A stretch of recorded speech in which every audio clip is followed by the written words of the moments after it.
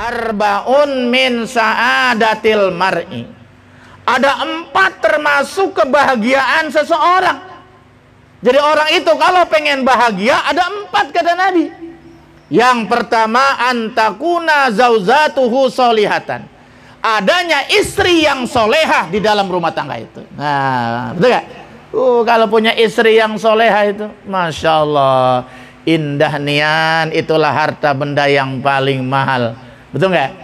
Ya kalau udah istrinya solehah, semua itu rumah walaupun hidupnya sederhana, tapi dia mampu berkata, baiti jannati, rumah tanggaku laksana sorga bagiku, padahal ngontrak. Nah, karena istrinya solehah, ahli ibadah, taat kepada suami, sujud kepada Allah Subhanahu Wa Taala, betul nggak ya? Nerimo apa adanya, selalu bersyukur dengan apa yang diberikan oleh suaminya, selalu bersyukur kepada Allah Subhanahu Wa Taala. Indah Pak, indah kira-kira. Nah, makanya dunia mata, dunia ini adalah perhiasan. Wa khairu mataiha, dan sebagus-bagusnya perhiasan dunia adalah almar'atu solehah, adalah istri yang solehah. Itu Pak. Jadi hiasan dunia yang paling indah adalah istri yang solehah, wanita yang solehah. Kenapa? Karena kalau wanitanya solehah semua, maka akan melahirkan generasi yang soleh dan solehah. Betul nggak? Tapi kalau wanitanya adalah salah semua, akan melahirkan generasi yang salah. Betul, betul. Iya. Bagaimana mungkin kalau istri kita ini ahli maksiat bisa menurunkan keturunan yang ahli ibadah? Nah, makanya disuruh cari istri yang soleh. Makanya kalau pengen bahagia, tentram, aman, damai, rumah tangga diberkahi, dirahmati oleh Allah, maka carilah istri yang soleh. Apa sih istri yang soleha? Istri yang soleh itu cirinya yang paling pertama adalah taat patuh kepada suami. Iza amaroha ato'athu. Apabila diperintah oleh suami manggut dia. Neng sholat, iya. Iya AA, saya sholat. Manggilnya apa sih? Rahma, bahannya manggil apa Rahma? Udah ada kesepakatan. AA apa UU apa I ya? Hah? Iya AA Ahmad. Ahmad apa Babe manggilnya? Babe tuh Ahmad. Itu. Disuruh sholat. Disuruh pakai kerudung. Betul nggak? Iya. Disuruh pergi ngaji, manggut terus taat kepada suaminya. Kan ada istri cap godek sekarang.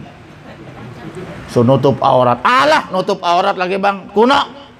Ngaji, alah ngaji lagi bang. Enakan juga nonton sinetron. Iya lagi ramai banget tuh di Indosiar. Masya Allah, kalau udah nonton di Indosiar kagak pergi-pergi udah sampai lupa masak udah. Orang dari pagi sampai sore sinetron terus gak berhenti-berhenti, betul ya? Udah begitu istrinya tertindas semua lagi ceritanya. Masya Allah. Itu rahmah ya. Jadi istri soleha itu adalah harta yang paling mahal dalam rumah tangga. Gampang rahmah. Perempuan masuk surganya gampang. Pokoknya kalau suami sudah redho, sudah ikhlas, pintu surga sudah terbuka. Ya amratun matat wa zawjuha radi'an hadakhalatil jannah min haitsu sya'at. Apabila seorang istri meninggal dunia diiringi oleh redho suaminya, silakan mau masuk pintu surga yang mana, pilih. Tapi kalau perempuan biar dia sholat homsah, dia sholat 5 waktu, wa somat syahroha, walaupun dia puasa di bulan Ramadan, wa zakat amwalah, walaupun dia berzakat bersedekah, tapi tidak mendapat redho dari suaminya, jangankan sorga, bau sorga tidak diberikan oleh Allah Subhanahu Wa Taala. Nauzubillah min. Mudah-mudahan rahmah jadi istri soleha, sujud kepada Allah ya. Dan juga taat kepada suami, insya Allah rumah tangganya insya Allah diberkahi oleh Allah Subhanahu Wa Taala. Amin ya Rabbal. Karena sekarang banyak istri salah, banyak istri itu tulak pinggang di depan suami, sampai suaminya bingung, ini bini apa hansip. Suaminya marah, dia lebih marah. Suaminya marah duduk, dia malah berdiri. Kan bingung suaminya, betul nggak ya? Suaminya ngomong baru 2 kalimat, dia udah 10 kalimat. Keteter tuh suaminya tuh. Ini tanda-tanda istri tidak soleha. Betul-betul. Nah, jadi istri soleha calon sorga. Ingat, perempuan istri sorganya tergantung redo suami. Kalau kita nih tergantung redo orang tua. Masya Allah. Tapi istri harus pengertian. Kadang-kadang kita ingin berbuat baik sama orang tua kita yang sudah tua, udah nggak bisa berdaya, udah nggak bisa punya penghasilan kehidupan, betul nggak ya? Kita pengen ngasih amplop, pengen ngasih uang, bininya ngalang-ngalangin. Abang, orang tuanya mulu dipikirin, saya nih pikirin, orang tua saya nih pikirin. Suaminya ingin berbuat baik, ingin masuk surga, ingin meraih ridho orang tuanya, dihalang-halangi. Itu bukan istri yang baik, modal begitu. Itu namanya istri menjerumuskan suaminya ingin menjadi orang yang durhaka kepada orang tuanya. Nauzubillah min. Justru yang paling bagus kalau Rahma nanti dikasih uang 1 juta, 2 juta, syukur lebih dari itu. Nah, tanya dulu. Kalau suaminya punya orang tua yang sudah tua, sudah tidak punya penghasil, Bang, ini kok saya duit dikasih semua. Orang tua abang sudah punya duit apa kagak? Wah, hebat itu. Ada nggak yang begitu sekarang itu? Hah? Jarang katanya. Jaraknya kayak apa? Berapa meter jarak? Iya. Itu baru tuh soleha itu. Ya kan ya? Ya Pak ya? Iya. Pak, jangan saya aja pikirin Pak. Orang tua Bapak pikirin.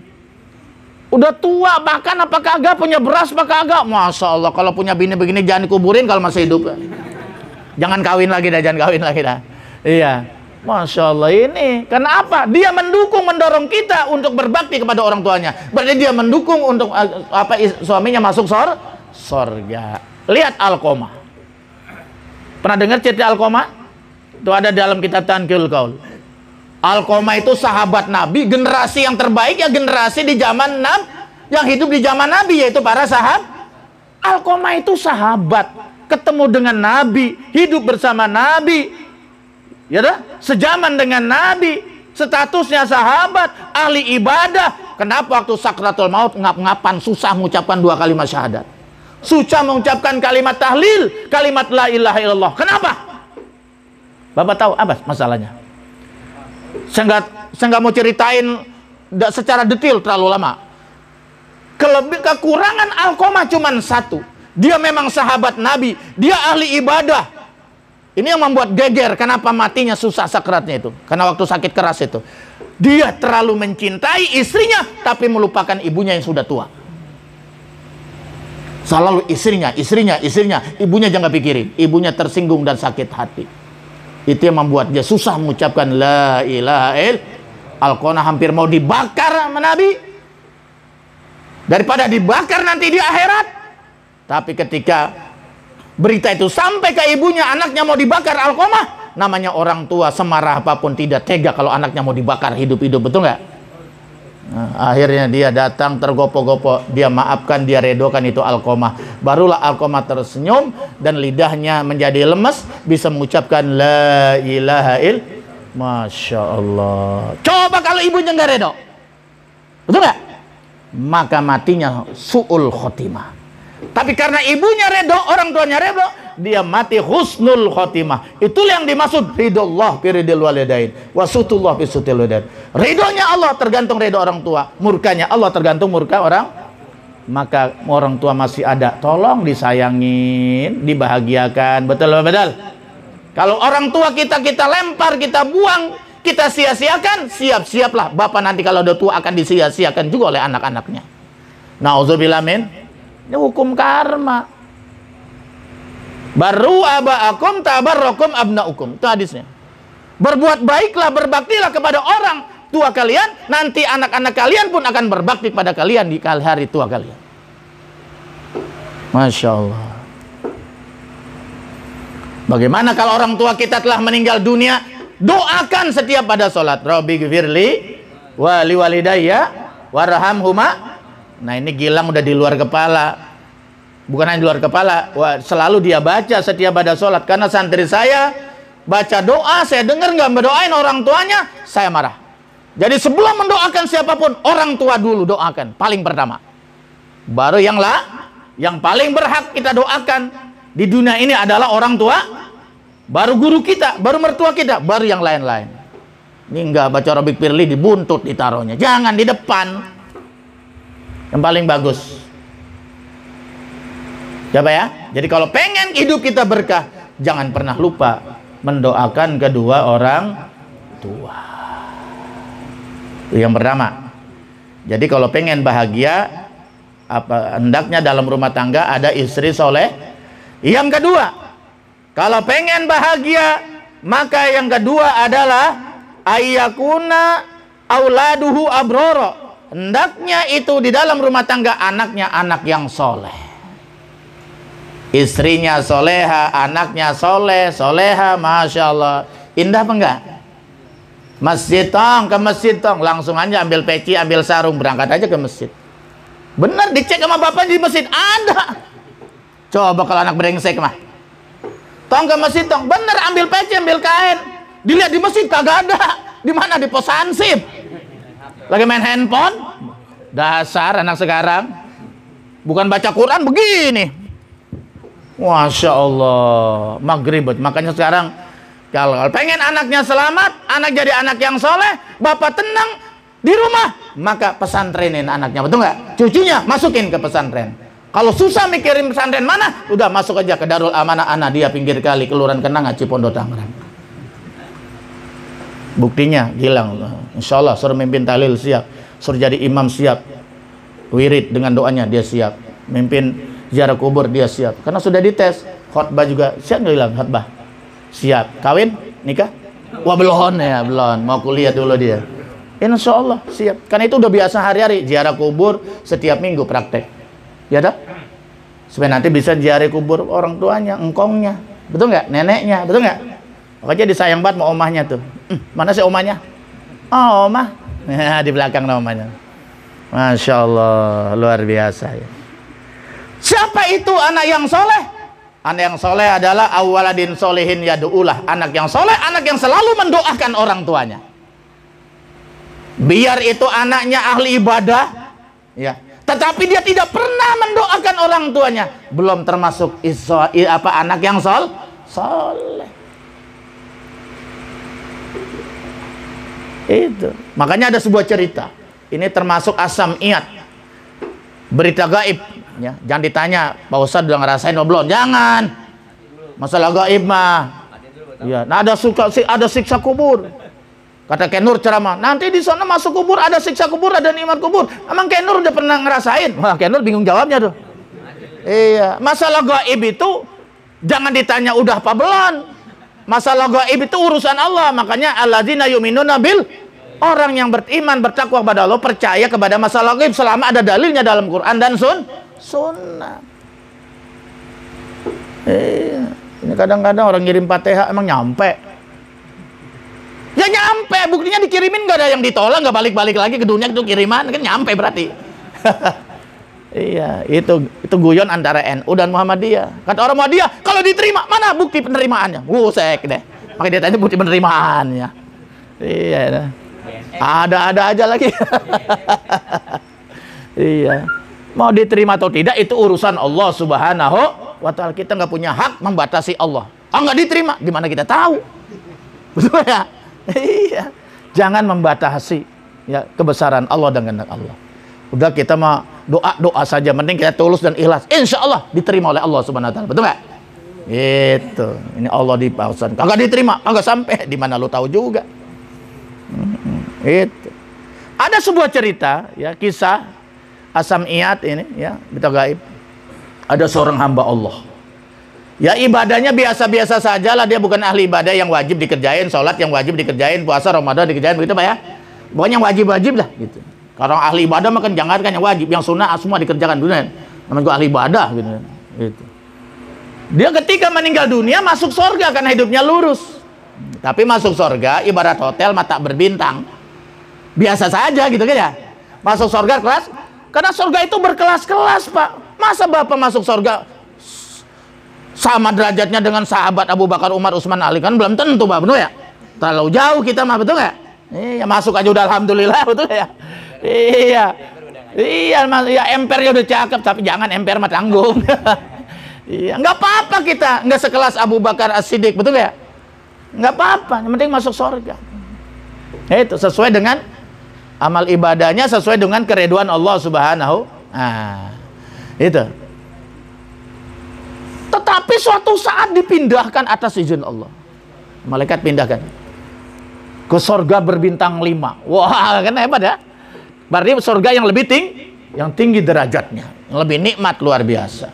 Sampai hamba Allah ini bingung. Ya Rabb, kenapa saya dipindahkan ke surga yang sangat tinggi, yang sangat mulia, padahal saya orang biasa, ibadah saya biasa-biasa saja. Yang sebetulnya masuk surga itu bukan karena amal. Oh, karena amal kita banyak kan nggak lolos semua ini. Nggak kebayar nikmat Allah yang begitu banyak dengan amal ibadah kita yang masih model begini, betul nggak? Tapi pada hakikatnya manusia nanti masuk surga adalah karena rahmat Allah Subhanahu. Hanya Bapak kalau ibadah minta rahmat, jangan lupa minta rahmat dan ridho. Wah, kalau Allah sudah rahmati, Allah sudah ridho, segala kekurangan kita ditutup oleh Allah. Betul, betul. Kan ada cerita. Orang bunuh 99 orang preman. Ya, terakhir satu rahib dia bunuh, betul nggak ya? Jemaah taubat Jakarta nggak ada, jangankan 99, satu aja masuk neraka, ya dia bunuh sekalian, 10, jadi 100 kan ya? Ya dia ada disolin ya. Ya, tapi begitu jananya ulama, ya selama matahari belum terbit di sebelah barat, doa masih terbuka, kan begitu ya? Kan ada di situ. Nah, sebelum tengah napas di tenggorokan, pintu tobat masih terbuka. Tapi kamu jangan tinggal di sini, ini kampung jelek ini membuat kamu selalu maksiat ini, sudah pindah kampung sebelah. Di sana ada musola, ada masjid, di sana ada Ustadz Nur. Pindah sono, pindah dia. Begitu tengah jalan, ajalnya nyampe, mati. Sampai itu dua malaikat debat, malaikat azab sama malaikat rahmat. Malaikat aja debat. Iya. Kata malaikat azab, masuk neraka. Oh enggak, kata malaikat rahmat, jangan, dia udah tobat, tapi kan dia belum sholat, baru niat doang. Ya tapi kan dia udah niat. Nah, udah niat mau tobat, betul ya? Begitu. Nggak bisa, dia baru niat doang, belum berbuat amal soleh sama sekali. Ya akhirnya datanglah malaikat yang ketiga mendamain. Udah ukur aja. Jaraknya lebih dekat kampungnya mau tobat apa lebih dekat kepada kampung yang dibuat bunuh orang tuh 100 orang. Begitu diukur ternyata dekatan kampungnya mau tobat, Pak. Iya, dikit doang ada ngatakan karena rahmat Allah jadi dideketin ke sana jaraknya. Masya Allah. Jadi kalau Allah sudah merahmati apa saja bisa. Akhirnya selamat dari azab kubur, selamat dari api neraka ini. Masya Allah. Disitulah kebesarannya rahmat Allah Subhanahu wa Ta'ala. Makanya warahmati wasiat kulai. Karena rahmatku itu meliputi, meluasi, meliputi seluruh segala sesuatu. Dosa kita banyak, tapi rahmat Allah lebih luas. Ampunan Allah lebih luas, lebih banyak. Jangan takut ya, bertobat kepada Allah Subhanahu wa Ta'ala. Apa kata Allah? Haza doa waladika laka. Ini karena doa anakmu di dunia.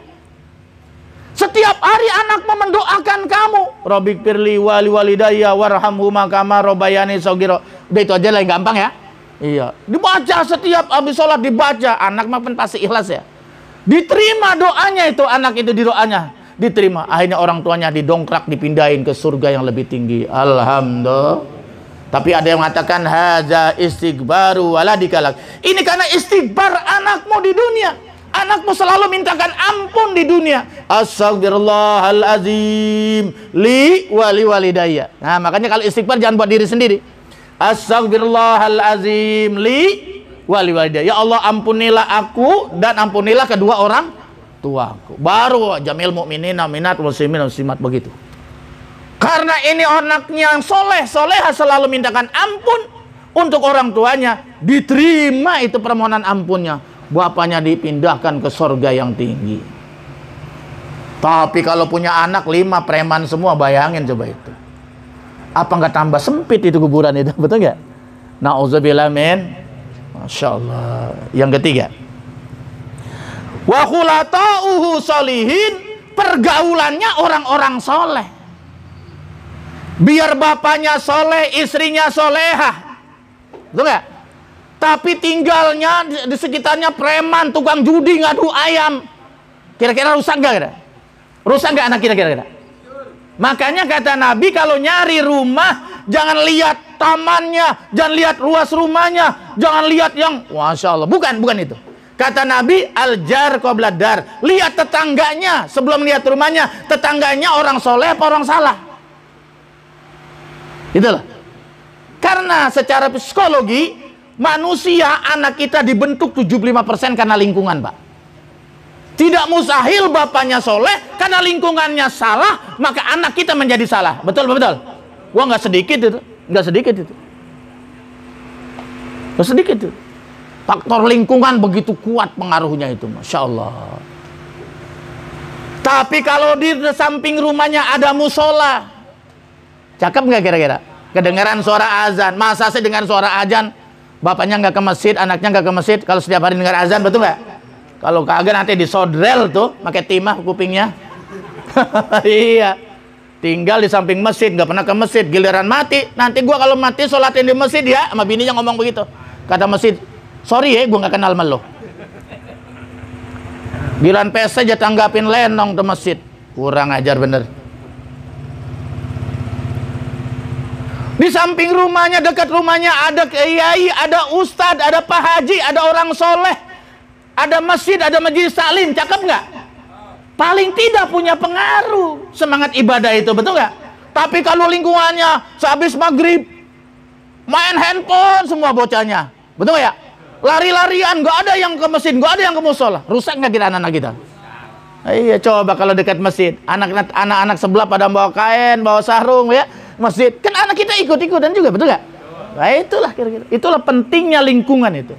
Makanya kata Nabi, al-jar qabla jar, carilah itu, lihat lingkungannya dulu, baik atau tidak, baru rumahnya.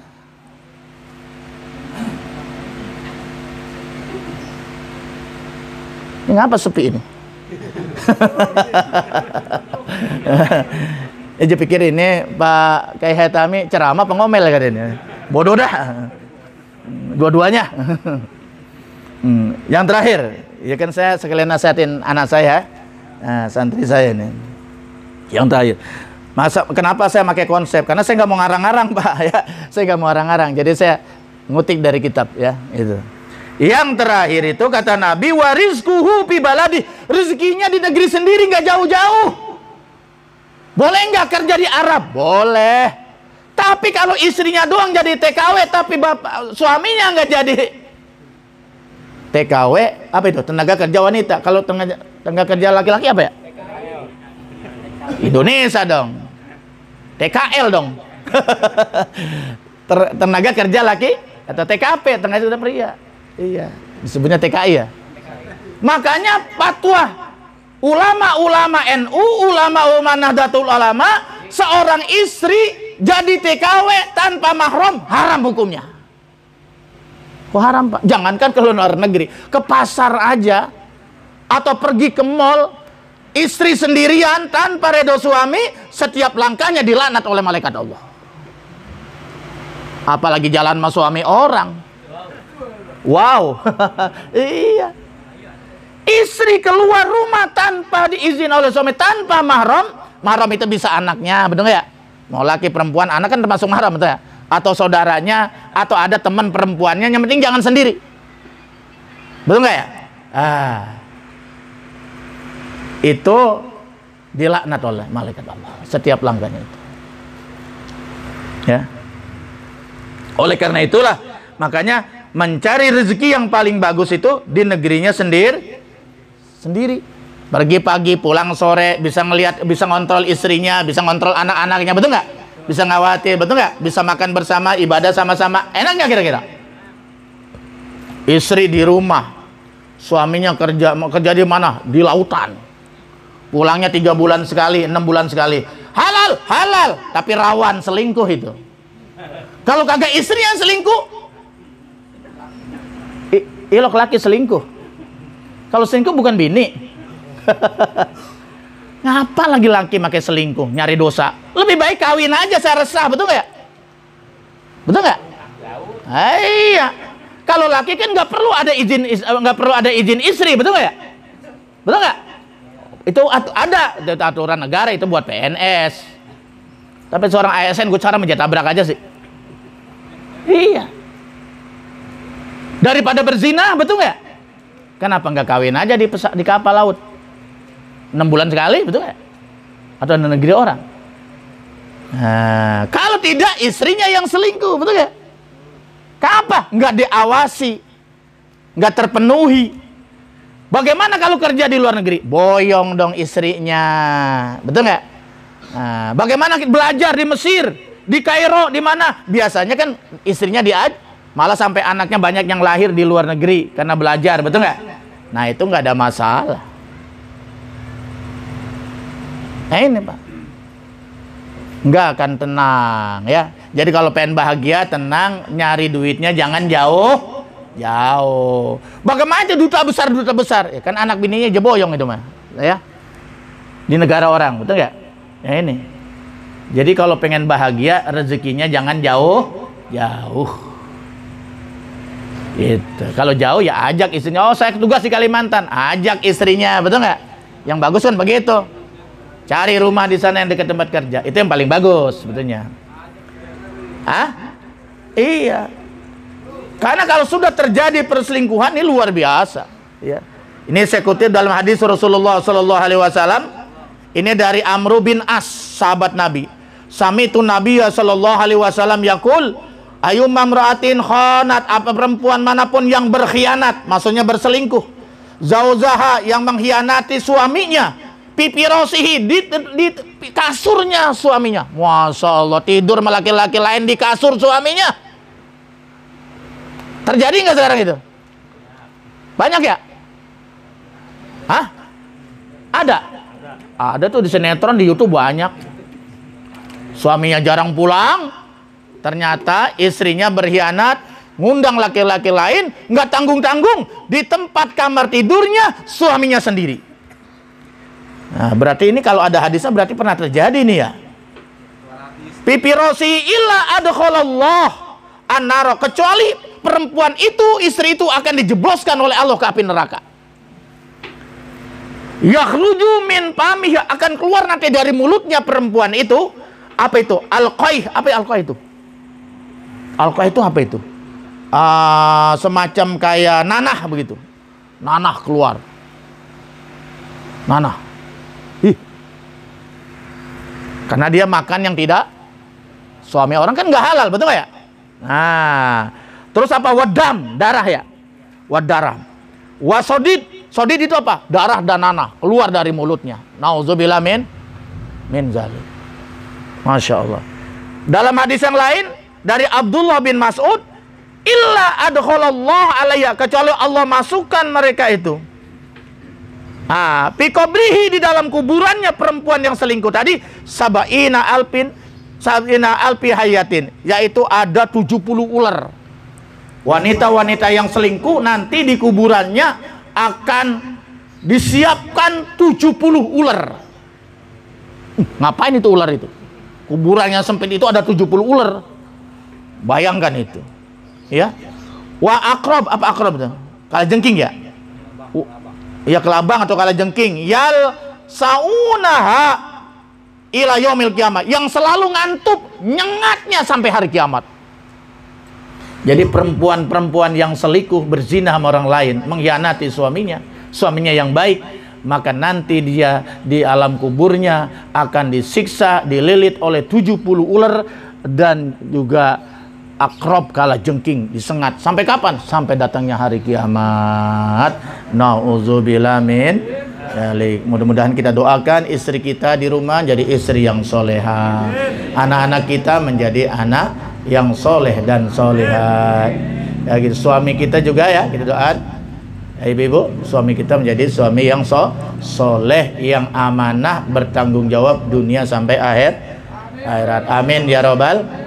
Mari kita baca Fatihah, kita doakan buat Fikri Rahma dan calon suaminya, insya Allah besok proses akad nikahnya berjalan dengan lancar, diberkahi oleh Allah Subhanahu Wa Taala, digampangkan rizkinya, Biasanya orang kalau habis nikah rezekinya gampang tambah, betul nggak? Makanya kata Nabi, tazawwajun nisa fa innahunna ya'tinakum bil mal.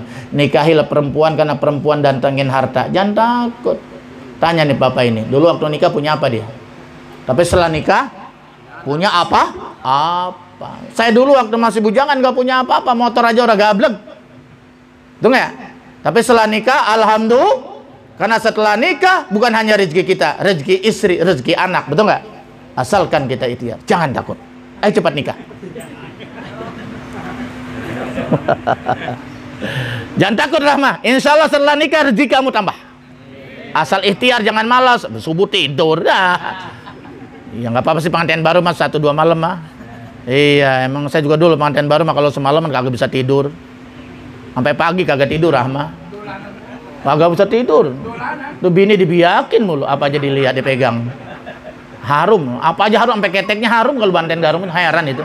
Kalau sekarang mah bawa asem ya, udah nenek. jangan begitu Rahma. Ya, semakin punya anak semakin dandan. Jadi suami kadang-kadang berpaling dengan wanita yang lain, betul nggak? Itu kan udah diajarin sama Umi no. Umi maksudnya istri saya. Umi itu udah 50 tahun, tapi kan masih muda aja kelihatannya. Kenapa? Karena Umi pinter dandan. Kamu juga harus dandan. Ini emang nggak punya anak 2 udah mblehan. Tetek kemana? Sarungnya kemana? Aduh, udah nggak pernah pakai bedak. Payah. Iya, jangan. Karena wanita itu memang nalurinya harus dandan. Kalau laki dandan ya mencong. Kalau laki-laki nggak mau dandan kan aneh itu. Tapi dandan buat suami. Sekarang saya tanya Bapak jujur, sebelum doa nih, Bapak seneng nggak kalau suaminya, istrinya cantik, selalu cantik gitu Pak? Seneng nggak Pak? Seneng pasti. Ngelihat suami pulang dari mana, suami apa ngelihat istri demek. Iya, dicium bau bau minyak kelapa. Iya, tapi kalau istri kita sore-sore ya, sebelum sore-sore jam 5 udah rapi, udah dandan, cakep, ya suaminya pulang udah cakep. Enak nggak kira-kira? Wah, biar capek kayak ngelihat bini cakep, senyum, hilang capeknya itu. Bener Rahma, coba dandan praktekin. Udah suami capek dari mana ngeliat suami, ngeliat istri mandi aja belon, pakai bedak belon. Ilah. Ya, baunya bau perengus. Ini bini apa kambing? Iya, bener itu. Saya sangat senang kalau istri itu senang dandan. Tapi buat saya, betul nggak ya? Itu, jangan buat orang lain. Ya enggak, kalau kondangan doang. Wah, ke pasar habis-habisan. Giliran di rumah, jangan. Ya, insya Allah kalau buat suami ibad, buat orang lain malah dosa. Ya, nah, kita doakan ya, mudah-mudahan juga acara walimahnya berkah insya Allah. Al-Fatihah. A'udzubillahi minasyaitonirrajim. Bismillahirrahmanirrahim. Alhamdulillahirabbil alamin arrahmanirrahim maliki yaumiddin. Iyyaka na'budu wa iyyaka nasta'in. Shiratal mustaqim. Shiratal ladzina an'amta 'alaihim ghairil maghdubi 'alaihim waladdallin. Yang kedua, kita doakan ya buat anak-anak kita di rumah, manjaminal abrar minas solihin insyaallah. Jadi anak-anak yang soleh dan soleha yang bisa menuntun kita seorang tuanya ke surganya Allah Subhanahu wa taala. Dan kita juga mudah-mudahan sebagai suami menjadi suami yang soleh, diberikan petunjuk, diberikan kekuatan oleh Allah, bisa menggiring anak-anak dan istri kita ke jalan surganya Allah Subhanahu wa taala. Ala hazini al-Fatihah. Bismillahirrahmanirrahim. Alhamdulillahirabbil alamin. Iyyaka na'budu wa iyyaka nasta'in. Shiratal mustaqim. Shiratal ladzina an'amta 'alaihim ghairil maghdubi 'alaihim waladdallin. Amin. Cukup sekian. Wassalamualaikum warahmatullahi wabarakatuh.